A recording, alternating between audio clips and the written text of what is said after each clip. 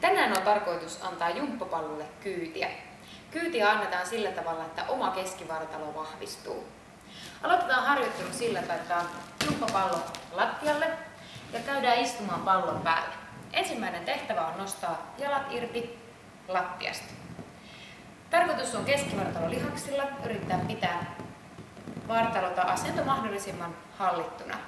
Se ei haittaa, että keinuntaa tulee puolelta toiselle. Sitä voi jopa vähän tahallisesti sinne aiheuttaa, jotta joutuu käyttämään vähän eri osia keskivartalon lihaksista. Ja tässä eniten kohdistuu harjoitus tänne vatsalihasten puolelle. Tätä voit jatkaa haluamasi ajan, mutta nyt me siirrymme jo seuraavaan harjoitteeseen.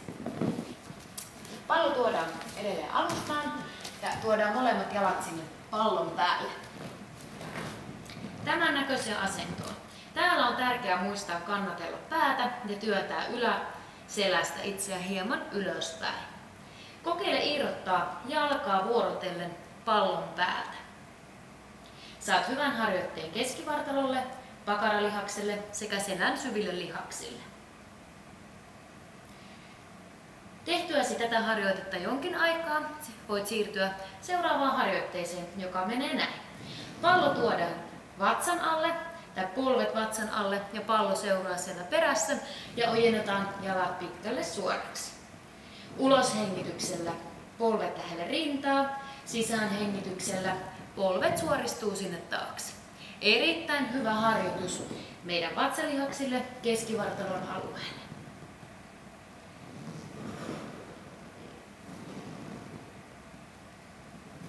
Tämän jälkeen siirrytään pallon päältä pois.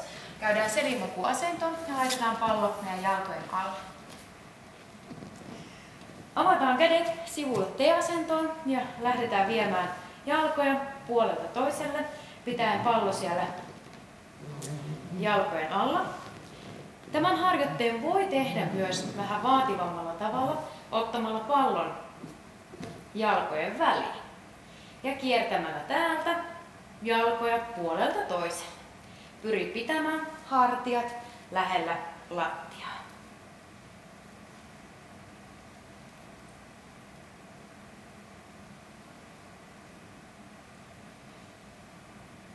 Täältä on hyvä jatkaa seuraavaan harjoitteeseen. Pallo otetaan käsillä kiinni, viedään pallo kohti lattiaa pään yläpuolelle ja jalat ojennetaan pitkälle suoraksi lähelle lattiaa. Tuodaan pallo ylös, jalat ylös ja vaihdetaan pallo jalkojen väliin.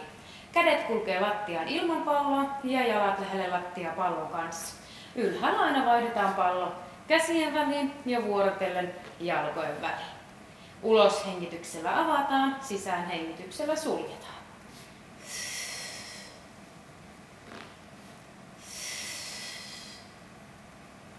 Hyvä, jatkamme täältä seuraavaan harjoitteeseen. Pallo laitetaan lattialle ja jalat siihen pallon päälle. Perusrutistus niin, että jalat lepäävät siellä pallon päällä.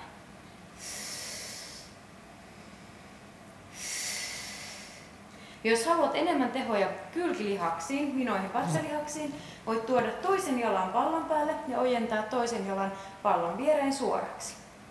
Täältä kyynärpää ja polvi lähelle toisiaan ja ojennetaan kyynärpää ja polvi suoraksi.